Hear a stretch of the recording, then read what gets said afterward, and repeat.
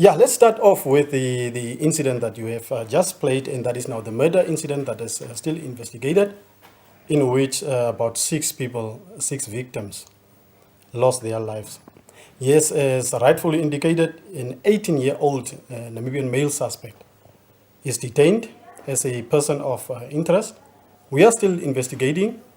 If there are people that have information, Namibian police force will definitely and gladly welcome all those information to finalize this case, or rather to compile all those information and forward it to in the successful conclusion of the case. But other than that, yes, it's a very horrible incident that happened, and from police side we are feeling also we are feeling with the family. We are also in the same time urging public members. We don't know what happened. We don't know the reasons behind it. What we can also say is, looking at our youth, young ones, and the use of drugs, we must also look into all the different type of things that our children are going through, the pressure, peer pressures, and all that. There are a lot of things that can go through in a mind of a young one. But yeah, let's look into this holistically, but mainly, I would like our public members to work with us, partner with us, share information, so that we eliminate such things that are happening in our neighborhoods, in our towns, in our villages, and so on. But other than that, yes, those are very painful. That's a very painful incident that happened over the weekend. Mm-hmm. Now, Tabewa, suicide incidents. There was one that was reported. As I always say, there are always suicide incidences that are reported over weekends. Every single weekend is a suicide. But again, this time around, it's only one. And this, it means one can conclude by saying that, yes, probably the understanding is there. We as men, because we are in numbers when it comes to suicide, so we are probably now beginning to understand that, yes, it's not the end. Whatever we go through, whatever pressure, depression, whatever kind of illnesses that we are going through, does not warrant that, yes, I had to go and commit suicide. No.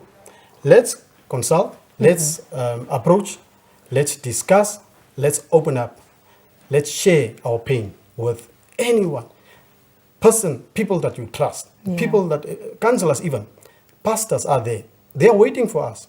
Those that are going through pain, people are waiting for you. Let's open up, let's share. That is on the side of suicide incidences. Yes, only one that was reported, and we are seeing signs of understanding in that regard. Yeah. Tabewa, 2 rape cases were also reported. Now, I will mention these 2, but I'll also include, because it mentions taxi, so I'll also include the use of taxis or the use of transport that is paid for. So 2 rape cases were reported over the weekend. One at Ochivarango, in which an 18-year-old Namibian female, that's a teenager, an 18-year-old Namibian female victim was raped after she was pulled out of a taxi and then pulled into bushes, and then the suspect raped her. That is how we received the information. And the suspect is a taxi driver. Now, taxi was traced, the vehicle was traced, but the suspect ran away. Who in this time and age is running away from police after committing such a crime? As brave that you think that when you are doing that crime, so be brave also to face the law. So that is what I'm going to say to the suspect. Hand yourself over. If you are hearing, if there are people that knows him, inform him. Tell him that, yes, police is looking for you, and definitely we will apprehend him. Our members are on the ground, and we mean business when we are saying boots on the ground. Not only him, but anyone who is committing crime. We are dealing with criminals and not with normal people.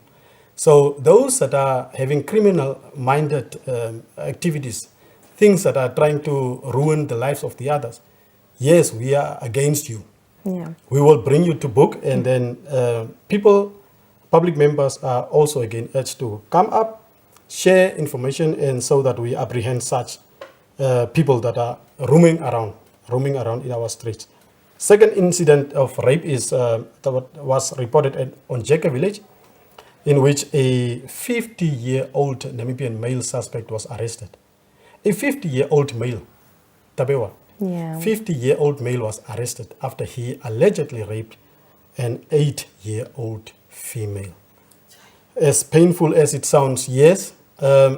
Good thing is that he was arrested. Painful part is that this effect will remain, the psychological effect will remain with the victim. Yeah. That is very much painful.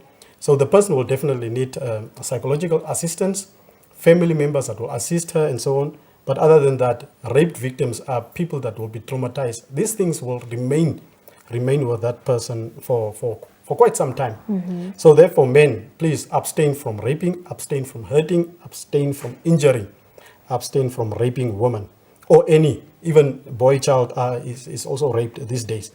Tabewa, as we are rounding off, drowning incidences, 2 incidences of drowning were reported, one at Olupito village, in which a 23-year-old Namibian male drowned after his lifeless body was found just few meters away from his house where he was. That is now Friday. That was on Friday at around 1600 hours. The other drowning incident also happened at Ohambata village, in which a 71-year-old Namibian male, lifeless body of a 71-year-old male was discovered floating in the water pond next to his house, also on Friday. Drug incidences, Tabewa, 4 were reported. 2 in Ocho and also 2 in Nomcho. Stock theft, 3 incidences of stock theft was also reported over the weekend. I will just take 1 out of the 3, which is, of course, a bit of a concern, although all 3 is a concern, because in all 3, farmers lost their livelihood, lost their livestock, and it's painful. As a farmer myself, with 3 goats that I'm farming with, at least it's painful to lose even 1. But again, if we look at the incident that was reported from Ocho district, in which 4 male suspects, those are Namibian male suspects, were arrested during a joint operation by Namibian police, Farmers Association, and also Neighborhood Watch groups. Those are people that joined forces together in investigating this and arresting also of these 4 Namibian male suspects.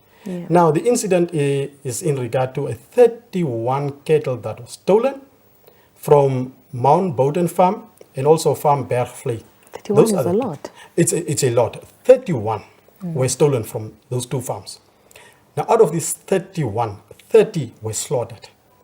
And now these thieves or suspects made biltong, so these things, it's painful, but my advice to the farmers, because now the part of arresting is done, police and the other forces, joint operation, we managed to arrest them. So we are fine with that, as long as we arrest people.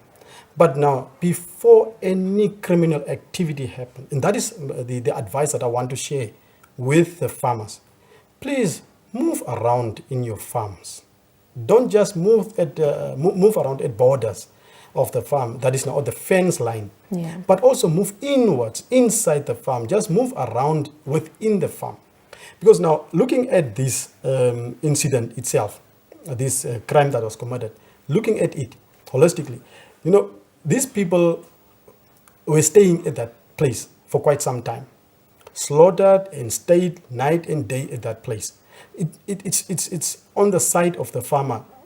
Even if you're having someone that is, a farm manager or someone that is taking care of you, tell the person to move around in the farm just to see all these signs and things, to avoid any criminal activity taking place at your farms. So those are, on the side of stock theft. Tabewa, finally, very painful is the fraud incidences. that are happening, and we are always cautioning public members.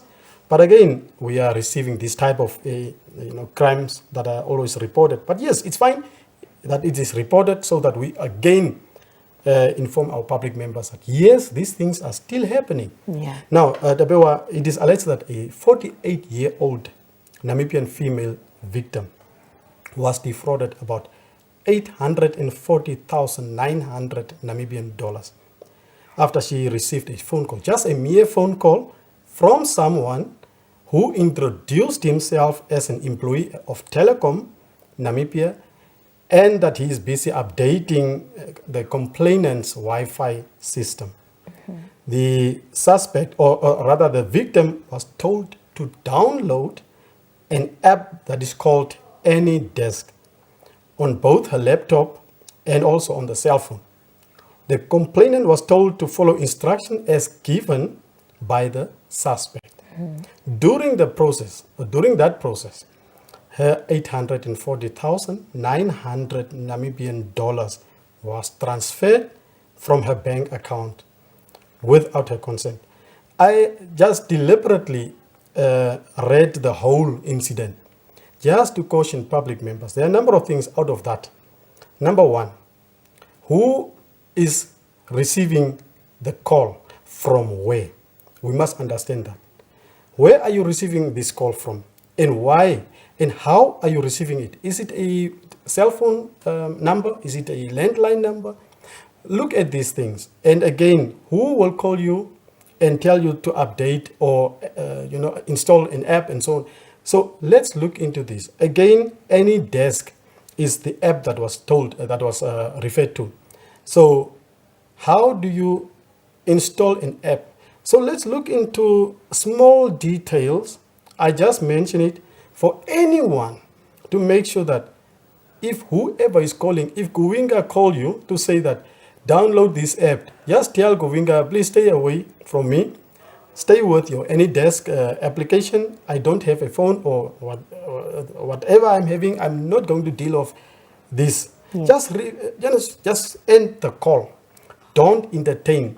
These people probably are very much clever. They can convince you otherwise. So rather end the call. That's our message regarding fraud cases. All right. Chief Inspector, this is not part of the police report, but there was once a kidnapping case and theft at Ongwediva where a nurse was robbed of close to $8,000. How can locals keep safe and also how can they be aware when boarding taxis at night, and what should they look out for? Because this is just a robbery, and you mentioned earlier on that there was a young lady, an 18-year-old, who got into a taxi and she was basically raped by the taxi driver. What can the public do, maybe the young girls do, and how should they look out for some of these suspicious people? Yeah, Tabewa, you quite nicely put it. And here we are as police force to give advice, to urge public members to use this or that, to be on the safe side. Yes, the police are there to protect life and property. It is our mandate. But equally, it is also the public members' duty also to make sure that wherever they are moving around, it's safe. The places they are visiting is safe. But as you are saying, taxis, I can give one or two advices. One is, if you are taking a taxi, at least do it in a group. Tell your colleagues, knocking off time, let's go together. 2 or 3. That way, at least one will see that, okay, this number, this taxi, anything that goes wrong, there's someone that will report, that will have clear information for police to investigate and arrest the suspect. That is number one. At least just to move in 2 or 3. Now the other is, Tabewa, the best what one can look at is get a contact detail, the driver's detail, someone that you trust. Get a cell phone number of that person. Even if it is a taxi, tell that person that from now onwards, every time that I'm moving, I will use this number. I'll call you. Now, before knocking off, while you are in the office, while you are in the theater room, call that number call that person, call that taxi driver, tell the person that, yes, I'm about to knock off. In the next 10 to 20 minutes, I'll be outside. Will you be able to come and pick me? You engage the person, and that is a person that you will be using throughout. That is what one can look at regarding the safest way or safe way how to take taxi and so on. But yes, it's very bad to receive this type of incidences. Things are not concealed, but it's happening away from police. And it only is reported, only time that is reported is when we start investigating. But before that, that is where we are now advising public members. Let's look into this as protecting your life, protecting your property, and that is on me as an individual. What must I do? Now, people that are moving around evening hours, it's dangerous. Especially, women are more vulnerable because probably of strength and muscles and so on. So men targets women. But again, it's not only women. Men will target, and as in the incident that you are referring to, there were probably 2 or 3 people that were in that taxi. Now you as a woman or you as an individual enters a taxi where there are 3 or 4. Now remember the times that you are taking that taxi. If it is 12, 1 o'clock, late in the evening, probably it's way dangerous because you don't know whether these people are connected, whether they are friends, whether they are robbers. We don't know. You only know that, yes, it's a taxi. Yeah. And you only think that, yes, I want to take this taxi. I've been waiting for quite some time. So I just take any taxi that comes.